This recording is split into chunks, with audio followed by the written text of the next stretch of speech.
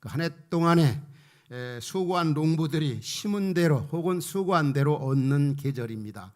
이런 성경 구절이 생각이 납니다. 갈라디아서 6장에 그런 말씀 나오죠. 사람이 무엇으로 심든지 그대로 거두리라. 또 시편 126편에 보면 이런 말씀이 나옵니다. 눈물을 흘리며 씨를 뿌리는 자는 기쁨으로 거두리로다. 그 다음에 울며 씨를 뿌려 나간 자는 반드시 기쁨으로 그 곡식단을 가지고 돌아오리로다.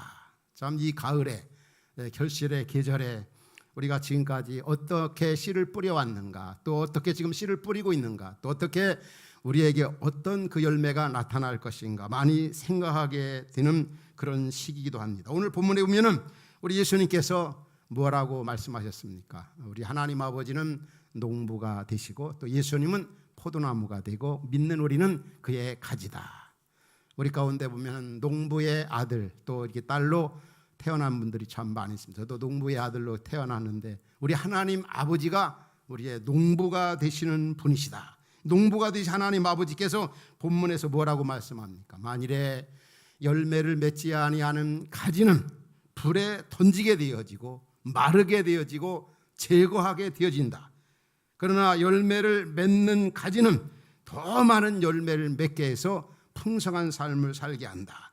또 15장 본문 16절에 보면은 우리를 택하여 부르신 이유는 우리로 하여금 뭐라고 말씀합니까?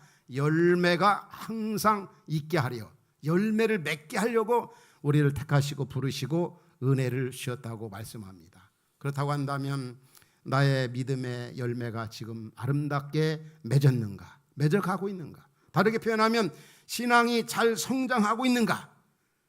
또 성장하지 않고 있다면 그 원인이 어디 있는가?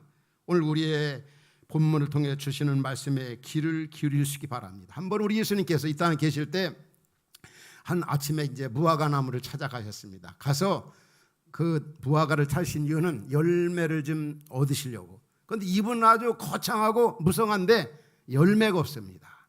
그게 바로 이스라엘 모습이라는 거. 사명을 가진 이스라엘 백성들이 열매는 없고 아주 형식의 경건의 모양만 있는 겁니다. 오늘날도 우리 가운데 얼마든지 입만이 무성한 무화과 나무 같은 이런 사람들이 있을 수 있습니다. 교회 안에 경건의 모양은 있습니다. 겉으로 보면 아주 거창합니다. 그러나 내용이 없고 실제가 없고 어떤 성장이나 생명이 없고 결국 열매가 없는 그런 사람들, 그런 교인들, 그런 종교인들이 우리 한국교회 안에 또 우리 가운데 혹시 있지 않는가? 우리 자신을 이렇게 한번 돌아봐야 합니다. 우리 마태복음 7장 16절에 보면 예수님이 진짜 가짜를 열매로 안다고 그랬습니다. 별별 말해도 열매로 삶으로 성숙한 인격으로 사람됨을, 그리스도인됨을 우리는 드러내야 합니다. 교회 오래 다니는 게 중요한 게 아닙니다. 연수가 중요한 게 아니고 성경 많이 하는 게 중요한 게 아니고 직분이 중요한 게 아니라 우리는 열매가 중요합니다. 열매. 얼마나 내가 주님을 닮아가고 있는가. 우리 가운데로 성경에 여러 가지 열매들을 많이 말씀하고 있죠. 우리가 잘 아는 갈라디아서 5장 22절 이하 읽으면 성령의 열매 9가지를 말씀하고 있습니다. 성령 충만하고 하나님의 사람은 사랑과 실학, 화평, 오래 참음, 충성, 온유, 절제 등 자신과의 관계, 하나님과의 관계, 이웃과의 관계, 균형 잡힌 삶을 산다. 이런 사람이 성령 충만한 사람이고 성령의 열매를 얻은 사람이라는 거죠. 우리가 자주 여러분과 말씀을 나누지만은 성령 충만함을 완전히 갖춘 분은 예수님입니다. 따라서 오늘날도 진짜 성령의 은혜를 입은 분들이나 성령의 열매 맺은 분들은 예수님 닮은 분들이 성령 충만한 분이고 성령의 열매를 맺은 분입니다. 그렇다면 나는 성령 충만한가? 나는 정말 예수님 닮았는가? 우리 열매로 판가름해야 되는 것입니다. 이 성령의 열매뿐만 아니라 에베소 5장에 보면은 빛의 열매를 말씀하고 있어요. 3가지 말씀하죠. 빛의 열매는 첫 번째 뭐라고 합니까? 착함, 의로움, 진실함. 진짜 나에게 우리에게 빛의 열매를 맺었냐? 의로움이나 진실함이나 착함이 있는가? 아직까지도 싸나운 분들은 이건 성령의 열매 맺은 분이 아니에요. 혹시 여러분 가운데 남편이나 아내나 자녀들이나 주변 사람들에게 참 얼마나 싸나운지 몰라. 이분은 아주 멀었습니다. 성령 충만하지 않은 성령 열매, 빛의 열매가 없는 분들. 우리는 한때는 그럴 수 있습니다. 갈수록 더 착함, 진실함. 우리 마태복음 5장 8복에 보면 하나님 나라 예수님의 제자들의 성품을 말씀하고 있죠. 어떤 성품? 마음이 가난한 자, 애통하는 자, 온유한 자, 화평케 하는 자, 마음이 청결한 사람, 또 의를 위하여 고난당할 줄 아는 사람, 이런 분들이 예수님 닮은 사람이고 하나님의 자녀로서 그런 품성을 가지고 이 땅에서 살아가야 된다고 하는 사실 잊지 말아야 합니다. 성경에 보면 이 고린도 교인들 있죠. 진짜 그분들은 열매가 없는 그런 신앙생활을 하고 있었습니다. 그들은 막 방언, 은사를 자랑하고 그러지만 그들의 삶과 인격에는 엉터리가 많았어요. 그래서 바울은 하나님 말씀으로 고린도전서 13장에서 그렇게 권면하잖아요. 너희가 사람의 반과 천사의 말을 할지라도 이 말하는 거나 생각하는 것이 어린아이 같다는 거죠. 그들은 사랑할 줄 몰랐습니다. 그들은 예의가 없었어요. 그들은 오래 참을 줄 몰랐습니다. 그들은 자기의 유익을 구하는 일에 급급했습니다. 다른 사람을 생각하지 않는 거죠. 문제가 뭡니까? 이 삶의 신앙에 열매가 없다고 하는 사실입니다. 그들의 신앙은 어린아이와 같았습니다. 이 분파 형성이 많고 분쟁이 많고 또 시기 질투가 많고, 우리 한국교회 안에도 이 어린아이와 같은 육신에 속한 사람들이 어떤 면에 보면 우글우글거리고 있는지도 모릅니다. 정말 우리는 다시 한번 이 시간을 통하여 나의 신앙의 그 어떤 성숙도 혹은 이 열매 이런 정도를 좀 한번 점검해 보아야 합니다. 내가 갈수록 정말 주님을 닮아가고 있는가? 아름다운 열매를 정말 맺고 있는가? 그런 선한 영향력을 주변에 끼치고 있는가? 내가 신앙 성숙하지 못하는 이유가 왜 그런가? 우리 농부가 되신 우리 하나님 아버지의 소원이 있습니다. 오늘 예배하는 말씀 우리들에게 원하는 소원이, 에베소 4장 13절에 보면 그런 말씀이 나와요. 믿는 일과 아는 일에 하나가 되어 그리스도의 장성한 분량이 충만한 데까지 이르리니. 다시 말하면 하나님의 아들 믿는 일, 아는 일에 하나가 되어 그리스도의 장성한 분량, 다시 말하면 예수님에게까지 자라가기를 우리 하나님, 농부가 아닌 하나님 아버지는 우리에게 그런 소원을 가지고 있는 것입니다. 우리 예배하는 우리들에게 하나님은 나는 너희들이 무엇보다도 예수님 닮아가기를 원한다. 믿는 일이나 아는 일에 하나가 되어서 예수님처럼 생각하고 예수님처럼 말하고 예수님의 비전이 너희들의 비전이 되고 이거를 원하신다는 것입니다. 더군다나 더 나아가 우리 마태복음 5장 48절에 오면 우리에게 원하는, 우리가 어느 정도로 온전해지길 원하십니까? 같이 한번 읽겠습니다. 시작. 그러므로 하늘에 계신 너희 아버지의 온전하심과 같이 너희도 온전하라. 너무 수준이 높죠. 하늘에 계신 우리 아버지의 그 온전하심과 같이 우리도 온전하라. 생각하는 것이나 말하는 것이나 깨닫는 것이 어린아이 상태에 머무르지 아니하고 정말 그리스도의 장성한 분량이 충만한 데까지 그렇게 계속 성장하라는 거예요. 또 성장해서 열매를 맺으라는 것입니다.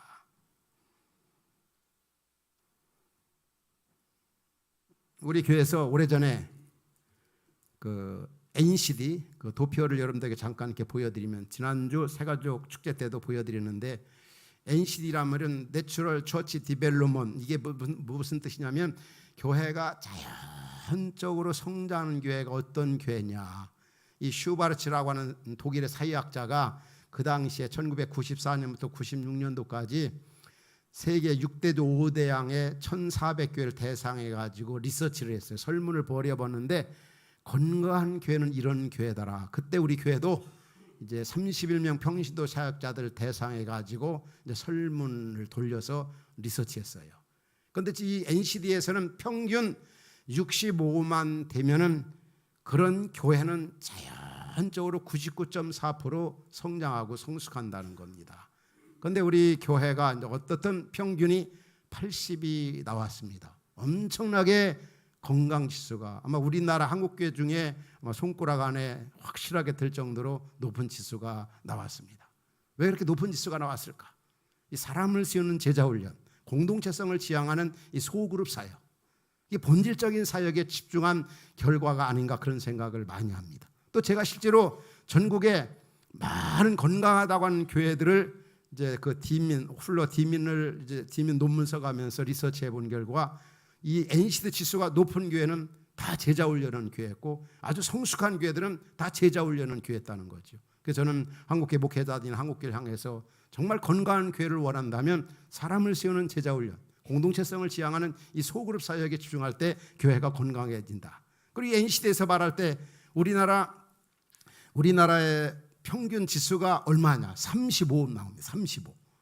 또 세계 교회 그 결과를 보면은 40 정도입니다.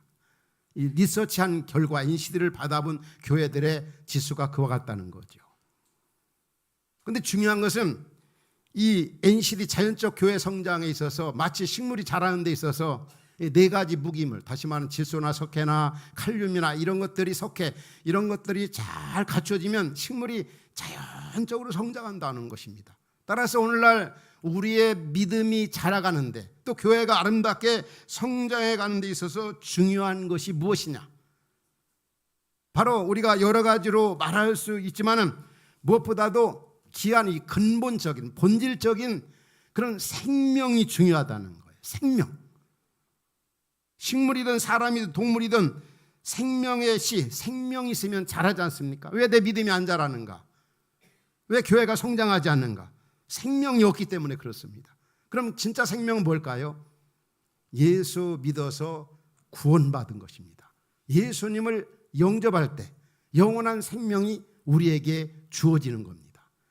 만일 내 믿음이 하나도 안 자란다, 옛날 바리새인과 서기관들처럼 형식주의에 빠지고 제도주의에 빠지고 경건의 모양만 있고 형식만 있고 생명력이 없다면 내가 예수님을 믿지 않는지도 몰라요. 예수님을 만나지 못한 것입니다. 왜냐하면 예수님 만나면 가치관의 변화가 일어나고 예수님이 주어진 생명이 있기 때문에 그 생명을 가진 사람은 믿음이 성장하는 것입니다. 우리 예수님이 말씀했죠. 요한복음 11장 나는 부활이요 생명이라고. 또 요한일서 5장에도 하나님의 아들이 있는 자에게는 생명이 있고 하나님의 아들이 없는 자, 믿지 않는 자에게는 생명이 없다고 그랬습니다. 1차적으로 왜 내 믿음이 이렇게 수십 년 혹은 수년 해도 자라지 않는가? 왜 성숙하지 않는가?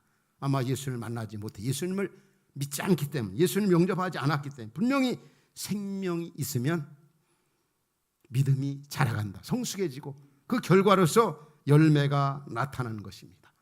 좋은 나무가 좋은 열매를 맺고 나쁜 나무가 나쁜 열매를 맺는다고 주님은 분명하게 말씀했습니다. 따라서 우리의 믿음이 성장하기 위해서는 예수 그리스도의 생명을 우리가 받아야 되고 예수 그리스도를 구주로 왕으로 모시고 그분의 다스림과 통치함을 받으며 살아갈 때 우리의 믿음이 자꾸자꾸 자라간다는 것입니다. 두 번째는 우리의 믿음 성장하지 못한 이유가 무엇이냐? 이 죄가 있을 때, 죄 문제가 해결되지 아니할 때 바로 믿음이 자라가지 않는 것입니다. 죄는 하나님과 사람과의 관계를 파괴할 뿐만이 아니라 우리의 믿음 성장에 있어서 아주 가장 최고의 독소가 되는 거죠. 특별히 그 죄 가운데 보면 우리 요한일서 여러분들에게 자주 소개하지 않습니까? 요한일서 2장 보면 사랑하는 자들아 세상에 있는 것들을 사랑하지 말라. 세상에 있는 것들을 사랑하면 하나님의 사랑이 그 속에 있지 않다 하면서 세상에 있는 것들 세 가지가 뭔지요? 육신의 정욕, 또 그 다음에 두 번째 안목의 정욕, 세 번째 이생의 자랑. 이런 것들로 꽉 차 있으면 정말 믿음이 안 자라간다는 거죠. 경험적으로 봐도 그러고 주변의 이 사람들을 보아도 돈밖에 모르는 분들, 이 돈 참 좋잖아요. 근데 문제는 돈밖에 모르고 돈이 인생의 어떤 삶 속에 가장 우선순위를 두는 분들 믿음이 정말 안 자라가죠. 또 어떤 세상의 쾌락이나 명예 그게 아주 최고로 삼고 살아가는 분들 믿음이 자라갈 수가 없습니다. 또 이 샤머니즘적인 이 기복신앙 또 유교주의적인 이런 분으로 아주 바탕을 이루는 분들은 믿음이 정말 안 자라고 믿음이 들어가지 않습니다. 이런 죄들을 제거하고 없애버려야 되는 거죠. 그래서 바울은 에베소 교회 성도들에게 뭐라고 권면합니까? 에베소 4장 22절 이하 읽으면 너희는 유혹의 욕심을 따라 썩어져가는 구습 있지 않습니까? 옛날 어떤 가치관, 하나님 모르던 그 가치관, 그걸 다 벗어버리고 적극적으로 23절에 오직 너희의 심령이 좀 변화받아 새롭게 되어 의와 진리와 거룩함으로 지으심을 받은 새 사람을 입어라. 또 히브리서 12장에도 그런 권면의 말씀이 나와요. 너희는 무거운 것과 얽매기 습관적으로 짓는 죄, 반복되는 죄, 이거 벗어버려야 신앙의 경주자로 승리할 수 있다는 것입니다. 다시 말하면 이 죄라고 하는 것이 신앙 성장의 아주 독소 중에 독소, 그게 얼마나 우리를 무너뜨리고 믿음 성장, 하나님 임재 이런 것 등에 아주 장애가 되는가. 이 죄가 바로 우리의 믿음 성장, 열매를 맺지 못하게 하는 최고의 원수. 에베소 교인들 보면은 바울이 에베소 교회 성도들에게 권한 말씀 가운데 이런 말씀, 너희들 거짓말하지 말라, 도둑질하지 말라, 분내지 말라. 왜냐하면 에베소 교인들 보면은 맨날 화도 너무 잘 냈어요. 거짓말하는 사람들도 굉장히 많았어요. 또 도둑질하는 사람들도 굉장히 많았어요. 또 교회 안에 보면은 더러운 말하는 분들, 음담, 패설, 남 나쁘게 말하고 헌담하는, 모이게 했다면 남 안 좋은 얘기만 하는 이런, 이게 왜 그럴까요? 이게 바로 초보적인 신앙이고 육신에 속한 사람들이고 뿐만이 아니라 믿음이 성숙하지 못한 분들, 이런 분들은 믿음이 안 자라갑니다. 오늘 우리는 어떻습니까? 말씀 앞에 한번 우리의 자신을 돌아볼 수 있기 바랍니다. 풍성한 믿음의 열매를 맺기를 원한다면 이 반복되는 죄, 옛날의 어떤 구습, 무엇보다도 세속주의적인 어떤 가치관, 이런 것들을 제거하지 않으면, 벗어보이지 않으면 죽었다 깨도 믿음이 자라갈 수가 없는 것. 또 한 가지 마지막 있습니다. 인본주의자, 인본주의가 신앙에 얼마나 적이 되는지 모릅니다. 신본주의, 하나님 중심 말씀으로 이렇게 돌아와야 되는데, 우리 요한복음 오늘 보면 4절 5절에 이런 말씀이 나오죠. 예수님이 뭐라고 그러십니까? 가지가 된 우리에게 너희가 내 안에 거하라, 나도 너희 안에 거하리라. 가지가 포도나무에 붙어 있지 아니하면 스스로 열매를 맺을 수 없음 같이 너희도 내 안에 있지 아니하면 그러하리라. 그러면서 5절 다 같이 시작. 나는 포도나무요 너희는 가지라. 그가 내 안에, 내가 그 안에 거하면 사람이 열매를 많이 맺나니 나를 떠나서는 너희가 아무것도 할 수 없습니다. 여러분 그렇게 믿습니까? 주님을 떠나서는 아무것도 할 수 없습니다. 포도나무가 되시는 예수님에게 꼭 붙들어야, 예수님을 꼭 붙들어야. 이 말은 예수님을 의지하고 그분을 사랑하고 그분의 말씀을 순종하고, 정말 주 떠나가시면 내 생명 헛되네, 그런 찬송 가사가 있지 않습니까? 정말 주님 안에 거해. 주님 안에 거한다, 이 말은 주님과 연합, 주님 안에 거하고 주님 앞에 붙들린 바가 되고 메인 바가 되면은 우리의 가치관의 변화가 일어납니다. 그러니까 그 삶의 모습이 얼마나 아름답겠습니까? 그래서 우리의 인본주의적인, 그래서 신앙생활은 내 힘으로 하는 것이 아닙니다. 내가 이것도 하고 내가 이것도 하고 아닙니다. 어떤 면에는 신앙생활은 나 자신을 죽이는 훈련입니다.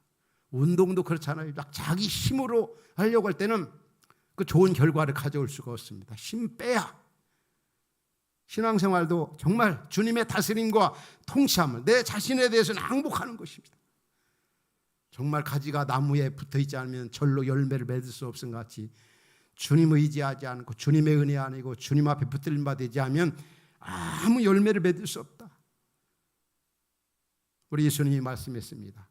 요한복음 12장 24절에 우리 잘 아는 구절이, 하나의 밀이 땅에 떨어져 죽지 아니하면 하나를 그대로 있고 죽으면 많은 열매를 맺느니라. 바울이 뭐라고 표현했습니다. 나는 날마다, 고린도 15장에 보면 나는 날마다 죽는다고 그랬습니다. 나는 날마다 죽는다. 따라합시다. 나는 날마다 죽노라. 여러분 그렇게 살고 있습니까? 나는 날마다 산다면 가정의 불화가 참 많을 겁니다. 직장에서도 그렇고. 나는 날마다 죽노라. 내가 그리스도와 함께 십자가에 못 박혔나니 그런즉 이제는 내가 산 것이 아닌 내 안에 그리스도께서 사신 것이라. 내가 육대 가운데 사는 것은 나를 사랑하 나를 위하여 자기 몸을 버리신 하나님의 아들을 믿는 믿음 안에 사는 것이라. 바울 같은 사람도 늘 자기 자신을 쳐서 복종시킨 일에 얼마나 많이 신경을 쓰는지 모릅니다. 왜? 하나님 말씀 따라 순종하며 복되게 살기 위해서. 그럴 때 아름다운 그런 열매들이 주렁주렁 맺어 갔던 것입니다. 바로 하나님 중심으로 그분의 다스림과 통치함을 받으며 인본주의가 아니라 신본주의로 살아갈 때 우리 믿음이 성장하고 또 우리가 많은 아름다운 열매를 맺을 수가 있는 것입니다. 마지막에 그러면 그 마지막으로 이 신앙 성장, 우리 성수 믿음이 자라갈 때 얻는 복이 무엇입니까? 우리 주님이 본문에서 세 가지 정도로 말씀하고 있습니다. 첫 번째는 풍성한 삶을 누리게 된다. 아주 만족한 삶을 누리게 된다는 것입니다. 2절에 그런 말씀이 나와요. 본문 2절에 보면은 열매를 맺으면 더 많은 열매를 맺게 한다. 열매 맺는 가지 더 열매를 맺도록 하나님이 복을 주신다는 것입니다. 7절에 보면은 기도해도 다 들어준다고 그랬어요. 너희가 내 안에 거하고 내 말이 너희 안에 거하면 무엇이든지 원하는 대로 구하라. 그런데 우리 한국교회가 보면은 앞부분은 빼놓고 뒷부분만 가지고 하나님 앞에 우겨대는 분들이 많이 있어요. 하나님 요한복음 15장 7절은 뭐든지 준다고 해놓고 왜 안 주십니까? 그런데 주님 뭐든지 준다고 할 때 앞부분에 뭐라고 말씀하죠? 너희가 내 안에 거하고 내 말이 너희 안에 거하면. 그렇게 되면 가치관의 변화가 일어납니다. 그러다 보면 주님 생각이 내 생각이 되어지고 주님 마음이 내 마음이 되어지고 주님의 비전이 나의 비전이 되어지기 때문에 그런 마음으로 무엇인지 구하면 다 들어주시는 것입니다. 이런 은혜와 복을 우리가 믿음이 성장하고 하나님 말씀 따라 열매 맺으며 살아갈 때 그런 은혜를 누린다는 것입니다. 우리 요한복음 10장 10절에 그런 말씀이 있죠. 예수님께서 오신 것은 양으로 생명을 얻게 하고 더 풍성히 얻게 하려는 것이라. 우리 주님은 택한 우리 성도들에게 원하시는 소원, 열매 맺어가지고 더 풍성한 삶을 살기를 원한다.